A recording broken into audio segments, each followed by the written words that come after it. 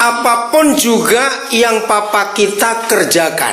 Dengar ya, apapun juga yang papa kita kerjakan, itu bukan urusan gereja, kebaktian, sekolah Alkitab, urusan musik, tidak. Itu cuma pelengkap.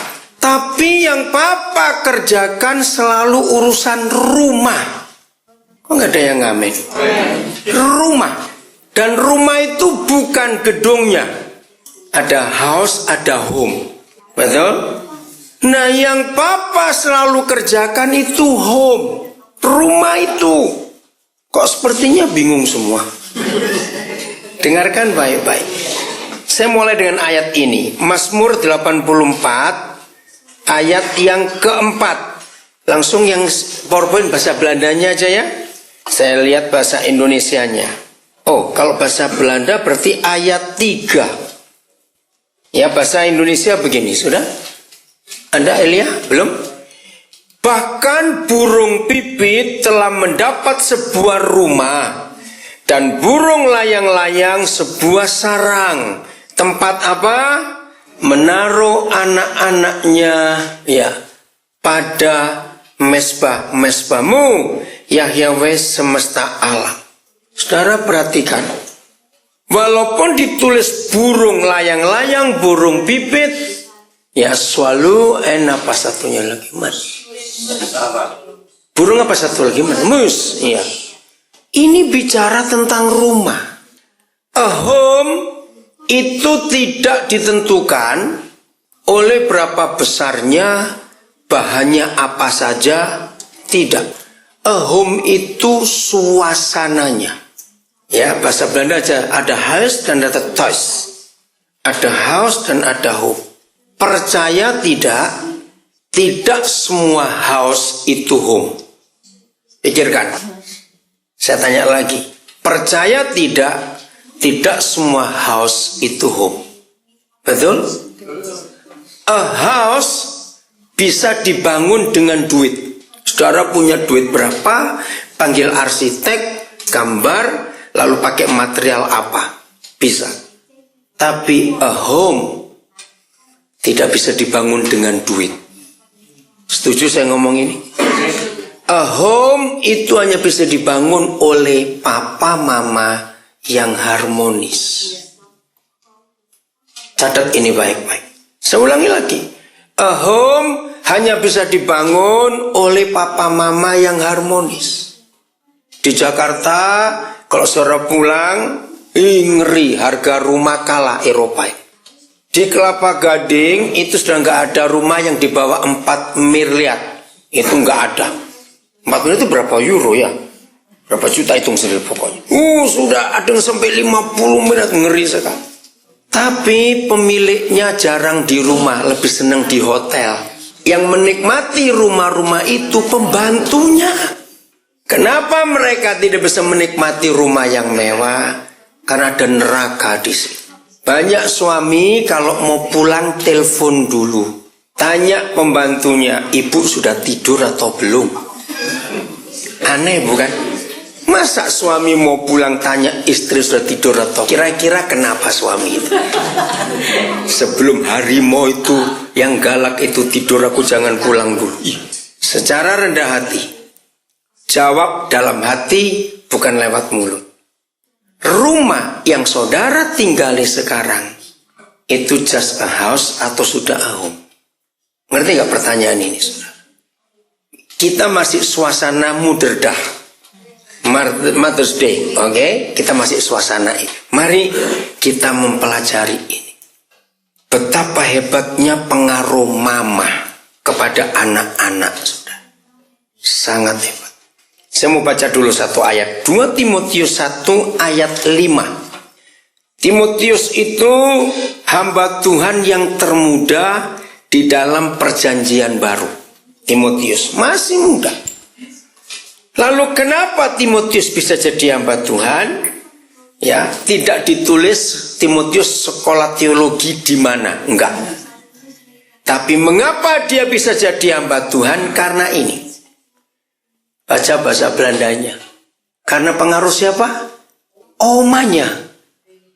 iman dari omanya dan dari mamanya. Ayat ini membuat kita sadar, jangan wariskan kekayaan pada anak-anak, supaya sebelum kita mati mereka nggak bertengkar. Kira-kira betul nggak? Banyak orang tua masih hidup, anak sudah rebutan warisan. Masih ingat orang Hokkien bilang kewe? Rebutan warisan. Tapi kalau kita bisa mewariskan iman pada anak-anak kita, mati kita merem, gak melek sebelah begini. Banyak orang tua belum mati sudah sedih karena anak-anak bertengkar gara-gara warisan. Tapi inilah firman yang luar biasa. Saya mau buktikan ya kisah ini dengan fakta. Kalau saya menyebut nama Barack Obama, saudara mikir apa?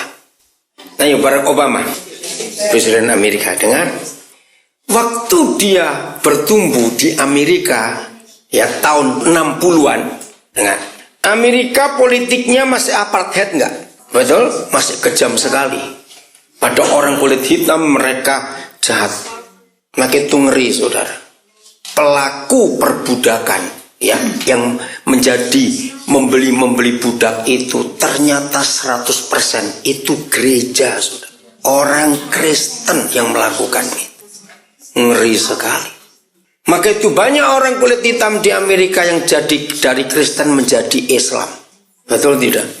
Karena kecewa lihat gereja. Kejam sekali. Ya, setiap tahun itu ada 2 event internasional yang saya selalu ikuti. Dan saya nggak pernah absen. Istri saya mendukung saya. 1 tiap bulan Maret di Los Angeles. Dan 2 setiap awal Desember di Stockholm. Peristiwa apa itu? Event internasional ini. Saya harus mengikuti. Yang bulan Maret di Los Angeles itu Academy Award. Film itu. Saya nggak hobi nonton film, tapi saya suka mengikuti. Sebab apa yang ada di dunia perfilman, itulah isi dunia sekarang. Yang kedua, itu Stockholm. Acara apa itu tiap awal Desember? Nobel. Kenapa? Saya ingin lihat siapa-siapa yang menang Nobel. Dan itu orang-orang hebat. Dari sejak Nobel pertama diberi sampai yang terakhir Desember yang lalu, tidak pasti ada orang Yahudi di dalam. Itu orang hebat. Nah, itulah keadaan dunia, kita harus ikut. Nah, Academy Award yang Maret kemarin, yang menang film apa? Ya, film tentang perbudakan itu. 12 Years a Slave. Saya belum nonton sampai hari ini, tapi saya ngikuti resensinya. Gereja yang jahat. Itu yang menyedihkan sekali. Kalau saudara ke Los Angeles, California, ya, sepanjang California, atau di Amerika Latin, orang-orang Indian itu banyak yang gak mau jadi Kristen. Karena gereja jahat pada nenek moyang mereka. Dulu mereka kalau gak mau jadi percaya Kristus, disiksa, dipenjara, saudara. Oleh orang-orang dari Spanyol, dari Portugis itu. Ngeri sekali. Itulah gereja yang jahat. Kalau saudara ingat Steve Jobs, masih ingat? Siapa dia? Penemu, pendiri Apple dan yang buat touchscreen. Namanya Steve. Tapi kenapa dia jadi Hindu? Sampai mati dia itu Hindu. Karena waktu papa mama angkatnya cerai. Papa mama angkatnya namanya Thomas Jobs, cerai, Kristen. Namanya anak angkat, anak pungut, ya dibiarkan aja. Waktu dia lapar, dia datang ke gereja tapi diusir. Nah, di kotanya hidup, dia ketemu kelompok Hare Krishna. Pernah tahu Hare Krishna? Di Belanda kan banyak juga. Nah, kelompok ini yang menyelamatkan Steve Jobs, diberi makan, diberi tempat tinggal. Akhirnya Steve Jobs memutuskan untuk jadi Hindu. Karena gereja yang tidak menjadi Kristus di dunia. Masih ingat Mahatma Gandhi? Seharusnya India percaya Yesus. Tapi waktu Mahatma Gandhi ke gereja, lihat pakaiannya, Buat orang Eropa nggak layak ke gereja pakai pakaian begitu, sandal jepit lagi. Dia diusir. Dia cari gereja lain, langsung masuk, duduk depan, suruh minggir. Ini untuk pejabat. Nah, sejak itu dia menulis, dan tulisannya ada sampai hari ini. Oh, ternyata orang Kristen itu tidak melakukan yang diajarkan Yesus. Saudara, mengapa semua itu bisa terjadi? Saya putus dulu sebelum Barack Obama. Dengar pertanyaan saya. Di gereja atau di rumah, orang itu bisa berbuat munafik atau pura-pura? Di mana? Di gereja. Di gereja. Di rumah nggak lucu kalau munafik sama siapa? Betul nggak? Di rumah mau pura-pura sama siapa? Berarti orang yang sering ke gereja belum tentu sungguh-sungguh cari Tuhan. Nah ini loh, rumah ini, saudara, rumah, a home. Oke, saya kembali pada Barack Obama. Dia umur 2 tahun, papa mamanya cerai. Papanya orang Nigeria, cerai. Waktu dia umur 4 tahun, mamanya menikah lagi dengan orang Jawa, namanya Lolo Sutoro. Umur 6 tahun, visa papanya ditolak oleh Amerika karena sudah lulus sekolah. Maka Obama kecil umur 6 tahun pindah ke Jakarta. Sekolah di SD Negeri 1 Cikini di Jakarta. Obama umur 10 tahun jadi 4 tahun di Jakarta. Begitu kalau saudara ingat, dia beri sambutan, dia masih ingat nasi goreng, sate, masih ingat dia. Karena itu masa kecilnya di Jakarta. Umur 10 tahun, adik tirinya lahir, namanya Maya Sutoro. Gaji bapak tirinya nggak cukup untuk membiayai 2 anak. Maka dia usul ke istrinya, mama kandungnya Obama. Kulit putih, kulit hitam mamanya. Kulit putih. Ann dan Hem. Dia bilang, nggak sanggup aku membiayai 2 anak ini. Boleh nggak Obama kecil dipulangkan ke opa-omanya di Hawaii? Karena oma-opanya tinggal di Hawaii. Ya terpaksa Ibu Ann dan Hem ini harus memulangkan Obama 10 tahun. Kalau kita dengar ceritanya penuh penderitaan nggak anak ini? 2 tahun ditinggal cerai, 4 tahun punya papa tiri, umur 6 tahun dibawa ke Indonesia, 10 tahun dibawa balik lagi ke Amerika. Nah, oma-opanya itu yang jadi papa mama. Dalam biografi yang saya baca, kalau omanya ini ngantar Obama ke sekolah, ingat loh, zaman itu orang kulit putih jahat pada orang kulit hitam. Diejek, saudara. Hei, kamu bawa monyet dari mana itu? Itu kata-kata yang tajam dari orang kulit putih. Saya mau tanya kepada saudara. Seharusnya Obama kecil sakit hati nggak pada orang kulit putih? Nah ini pertanyaan penting. Kalau dia sakit hati pada orang kulit putih, bisa nggak dia jadi presiden? Kenapa nggak bisa? Ayo, kenapa nggak bisa? Ayo coba jawab. Bukan dong, terlalu jauh, jangan bilang nggak ada yang pilih. Bukan. Kalau dia sakit hati, dia pasti jadi jahat. Loh, betul tidak? Dia pasti jadi jahat, balas. Karena orang kulit putih itu kalau ngejek orang kulit hitam itu kejam sekali kata-katanya.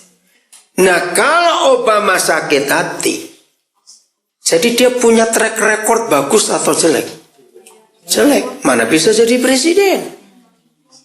Lalu siapa yang membuat Obama itu nggak sakit hati? Omanya. Omanya itu Kristen yang takut Tuhan. Omanya menanamkan kasih dan pengampunan pada Obama kecil. Itu yang luar biasa. Kampanye terakhir, ya, pertama kali dia jadi kandidat presiden, itu omanya sedang kritis. Nah, kampanye terakhir Presiden Amerika itu yang menentukan. Kalau dia berhasil di kampanye terakhir di state itu, dia pasti menang. Tapi dia batalkan. Dia harus nengok omanya, saudara. Kawai. Pendukungnya ketir-ketir. Kan uangnya sudah masuk semua itu. Betul enggak? Tapi dia tetap batalkan. Aku harus lihat oma karena seperti mamanya. Yang menyedihkan, saudara, saya kalau ingat itu bisa ikut nangis. Karena bayangkan, malam ini omanya meninggal, besok pengumuman Obama menang. Sedih enggak? Aduh, di situ saya bisa melihat dia sayangnya pada omanya. Ini pengaruh oma yang luar biasa. Kalau tidak, dia jadi jahat. Mama-mama, ya yang sudah telat jadi mama, ya jadi cuculah diurus baik-baik. Kok enggak amin? Saya akan tunjukkan berapa ayat di Alkitab tentang kekuatan mama pada anak-anak. Ingat ya, kita lagi ada di Mudradah ya. 2 Raja-Raja. Kita lihat 2 Raja-Raja pasal 21. 2 Raja-Raja pasal 21. Mama itu punya pengaruh yang luar biasa. Maka itu saya selalu prihatin, concern kepada single mother, mama tunggal. 80 sekian persen single mother, anak-anaknya pasti kepahitan dengan papanya. Kenapa? Karena yang menjadi tumpahan, Tante Ingrid mau pulang dulu? Iya, taksi. Makan dulu Tante. Sempat nggak? Tante makan dulu nggak apa-apa di dapur sana. Oh sudah datang? Dicek dulu, coba lihat. Iya. Maaf ya Tante kemalaman, tapi sering nonton dengan kesaksian tadi. Ya. Makan dulu kalau bisa Tante, sebentar. Taksi sudah datang. Iya. Oke, Tuhan berkati, salam buat Om. Saya lanjutkan. Waktu mama ini kepahitan, sakit hati pada suami yang meninggalkan dia. Yang di rumah kan cuma ada anaknya. Jadi tumpahan kemarahan nggak si anak ini tadi? Saudara, kalau anak ini perempuan, maka kemungkinan besar anak ini takut menikah itu ada. Karena bayangan, kalau aku menikah kayak papaku bagaimana? Kasihan. Kalau anak itu anak laki, maka kalau dia menikah, kemungkinan besar dia buat kejam kepada istrinya seperti papanya. Itu ada. Maka itu single mother itu harus ditolong, saudara. Baik dia maupun anak-anaknya. Kasihan. Akan jadi apa itu nanti? Sekarang ini makin banyak single mother, betul tidak? Dulu banyak janda karena perang. Sekarang gak ada perang. Kenapa bisa banyak janda? Karena seks bebas, free sex. Ini yang kita harus tolong. Saya mau baca dulu ya, ayat 1. 2 Raja-Raja 21 ayat 1. Saudara lihat dalam bahasa Belandanya ya. Jadi tadi di Mazmur, burung saja mikir tempat untuk anak-anaknya. Harusnya manusia juga mikir. Amin. Manasya berumur 12 tahun pada waktu ia menjadi raja. Dan 55 tahun lamanya ia memerintah di Yerusalem. Nama ibunya ialah Hepzibah. Ya, nanti baca sendiri ya selanjutnya. Ayat yang ke-19. Masih 2 Raja-Raja 21. Amon berumur 22 tahun pada waktu ia menjadi raja. Dan 2 tahun lamanya ia memerintah di Yerusalem. Nama ibunya ialah Mesulemet binti Harus dari Yotbah. Pasal 22 ayat 1. Pasal 22 ayat 1. Yosia berumur 8 tahun pada waktu ia menjadi raja. Dan 31 tahun lamanya ia memerintah di Yerusalem. Nama ibunya ialah Yedida binti Adaya dari Boskat. Pasal 23. Pasal 23 ayat yang ke-31. 23-31. Yoahas berumur 23 tahun pada waktu ia menjadi raja. Dan 3 bulan lamanya ia memerintah di Yerusalem. Nama ibunya ialah Hamutal binti Yeremia dari Libna. Ayat 36. Yoyakim berumur 25 tahun pada waktu ia menjadi raja. Dan 11 tahun lamanya ia memerintah di Yerusalem. Nama ibunya ialah si Buddha binti Bedaya dari Roma. Terus pasal 24 ayat yang ke-8. Yoyakin berumur 18 tahun pada waktu yang menjadi raja, dan 3 bulan lamanya yang memerintah di Yerusalem. Nama ibunya ialah Nehusta binti Elnatan dari Yerusalem. Sisanya baca sendiri semua raja-raja di kitab suci. Bicara raja, bicara pemimpin bukan? Perhatikan Alkitab. Setiap kali ada pemimpin yang disebut apanya? Mamanya. Berarti maksudnya apa? Dengan menyebut mamanya itu maksudnya apa? Punya peranan penting mama itu.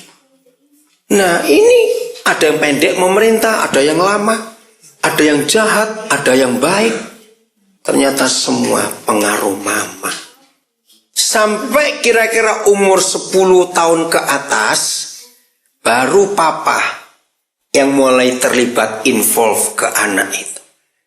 Dari kandungan sampai anak itu umur sekian, itu pengaruh mama. Pernah kami diskusi, dalam fakta antara suami dan istri, lebih banyak suami atau istri yang selingkuh, yang nyeleweng? Suami. Nah itu kami tanya, waktu itu saya belum menikah, diskusi ini, kenapa lebih banyak suami yang selingkuh daripada istri? Walaupun istri ada juga, tapi dibandingkan suami lebih banyak. Ibu Christine Here, pendeta orang Sumba, sekarang ada di Denpasar, yang memberi saya jawaban luar biasa. Yang mengandung papa atau mama? Mama. Jadi semua kita sejak embrio, sejak janin sudah merasa hangatnya tubuh perempuan. Maaf saya ngomong ini. Begitu lahir, dokter bidan memberikan bayi ini ke siapa untuk dipeluk? Mama, nggak mungkin ke papanya. Betul? Pelukan pertama seorang manusia berlahir itu rasa pelukan perempuan. Yang netai siapa? Mama. Minta jangan sampai ada laki netai, awas ya. Jadi sekian bulan dia dipeluk siapa? Mama lagi. Ketika anak itu mulai belajar jalan, kalau di Indonesia ini ya, ada pengasuh laki atau perempuan? Perempuan lagi ketemunya. Begitu masuk ke kindergarten, gurunya ada nggak sih guru taman kanak-kanak laki-laki yang berada ya? Hampir nggak ada, tapi jarang. Bayangkan dari berapa lama laki-laki itu kenal perempuan. Maka itu kalau istri-istri tidak bisa merawat suaminya, suaminya dirawat orang lain, gitu aja sudah. Maka itu ini fakta, saudara, ini fakta. Ayo, anak laki dan anak perempuan lebih manja yang siapa? Laki. Laki itu lebih manja, saudara. Maka itu kenapa kalau ada keluarga, orang tahu anaknya 3. Kalau ditanya istrinya, anakmu berapa? 4. Sering nggak dengar kata begitu? Siapa yang 1? Nah, itu dia. Ternyata fakta, laki itu lebih manja daripada perempuan. Karena naluri. Tahu ya naluri apa ya? Dari kandungan sudah kenal perempuan. Nah, maka itu para istri ini perlu dijaga baik-baik. Maaf, saya cuma tanyain. Karena ini pengalaman saya menyelesaikan banyak masalah rumah tangga. Di dalam fakta pernikahan, lebih banyak istri atau suami yang ngeluh kepada pasangannya. Yang suka gerget-gerget itu, saudara. Ayo, yang suka gerget-gerget itu istri suami atau suami ke istri? Siapa tanya? Terima kasih ibu-ibu jujur. Betul. Ternyata istri itu lebih sering mengeluh tentang suaminya. Nah, lama-lama saya juga capek. Waktu itu saya belum menikah, maka itu saya jadi takut menikah. Aduh, kalau begini takut saya menikah. Aduh. Nah, saya tanya kepada Tuhan, Tuhan kenapa lebih banyak istri yang ngeluh ke suami daripada suami ngeluh ke istri? secara psikologis, perempuan atau laki yang lebih bisa multitasking, ngerjakan apa-apa di saat yang sama. Nah, sering nggak dengar, gitu aja nggak bisa. Lihat kayak ini, sambil masak, sambil baca, sambil telepon, sambil itu bisa. Kenapa yang nggak bisa? Nah, sering kali gitu ributnya. Hari ini para istri, maafkan kami. Itu yang pertama. Jadi jangan salahkan kami, tanya Tuhan yang buat kami. Kenapa Tuhan tidak bisa buat kami laki-laki multitasking? Ayo, siapa bisa jawab? Itu sudah kodrat. Apa bahasa Belandanya kodratnya? Sudah begitu. Apa? Klon. Lon. Betul? Kodratnya? Ya sudah begitu. Tapi yang kedua, Tuhan jawab saya luar biasa. Suatu kali saudara, saya itu menangani satu pernikahan yang masalahnya sepele, tapi sudah capek minta cerai. Begini masalahnya. Coba kau dan bayangkan, tiap kali saya habis cuci pakaian, saya minta suami saya itu jemur. Saya itu sudah ngajari dia kalau jemur itu begini. Salah terus. Saya itu mau tertawa ya. Aduh, gitu kok diributin. Tapi saya nggak mau tertawa. Begini masalahnya. Dia kalau gantung celananya sendiri, saya tuh sudah bilang, itu celana turunkan semua. Yang satu pasti gantung. Jadi nggak turun semua. Ini loh, celana kan ini. Jadi ada yang gantung satu, ada yang lurus itu. Sudah berapa lama kamu ngajari suamimu? 28 tahun. Wah, kaget juga. Aduh. Nah, terus saya ini, kami bertiga ngelayani. Teman saya yang satu bilang, udah gini aja lah, mulai besok beli celana pendek aja sudah, daripada repot-repot. Saudara, itulah laki-laki. Katakan amin, laki-laki. Bapak saya diajari berapa kali, maafkan kami. Nah, yang buat istri jengkel karena si suami kan nggak merasa salah. Betul tidak? Ayo, nggak merasa salah. Nah, akhirnya suaminya tuh ngomong gini, makanya itu Koden, itu kan celana-celana saya sendiri. Tapi dia pusing. Aduh, repot deh kalau begini. Saya bilang, gak bisa lihat begitu, mau itu tuh rapi, turunkan semua gitu. Ya kadang-kadang saya ini lupa, saya mau cepat-cepat gitu loh. Nah, itu laki-laki. Satu kali ada keluarga ribut lagi. Suaminya dimarahi terus. Tiap kali pulang dari belanja, pasti makan waktu. Maksudnya gimana? Bayangkan Koden, saya ini kalau pulang belanja di mobil, langsung buka pintu mobil, saya angkatin barang-barang, tangan saya ini penuh. Terus saya sambil tangan penuh, kaki satu bisa angkat begini nahan, saya bisa buka kunci rumah, pintunya, ya. Terus nanti kalau saya sudah penuh tangan, saya tutup pintu mobil pakai pantat saya sebelah kanan gini. Terus waktu saya sampai rumah masuk, buka pintu, saya tutup pintu, saya pakai pantat satu lagi. Saya tuh mau tertawa dengar ceritanya. Kalau dia tidak, dia buka mobil dulu, tutup mobil, lari ke kunci rumah, buka pintu rumah, balik ke mobil lagi, buka bagasi, angkat lagi. Aduh, saya nggak tahan begini. Sering nggak istri ngeluh gitu pada suaminya? Oh, saya punya kumpulan cerita banyak sekali. Dengarkan ya, ibu-ibu jangan marah. Inilah hukum yang Tuhan beri kepada kita. Lagi sekali jangan menyalahkan kami. Bukan kami minta dibela hari ini ya, tidak. Walaupun ini Mudhardah, Mother's Day, tetap ibu dihormati. Tapi dengar, mengapa perempuan bisa pakai celana dan bajunya laki, tapi laki nggak bisa pakai juga perempuan? Loh, betul tidak? Saudara, ini hukum yang luar biasa. Itu artinya perempuan bisa mengerjakan pekerjaan laki-laki, tapi laki-laki nggak bisa mengerjakan pekerjaan perempuan. Dah, itu aja, selesai. Amin. Maka itu jangan suka marahi kami. Jangan suka marahi. Saudara, ini fakta, saudara. Tahu enggak? Kenapa kalau perempuan pakai celananya laki-laki, hemnya laki-laki kok pantas gitu loh. Tapi perempuan, laki dengar ya, pakai satu jepit aja, komentar gak orang.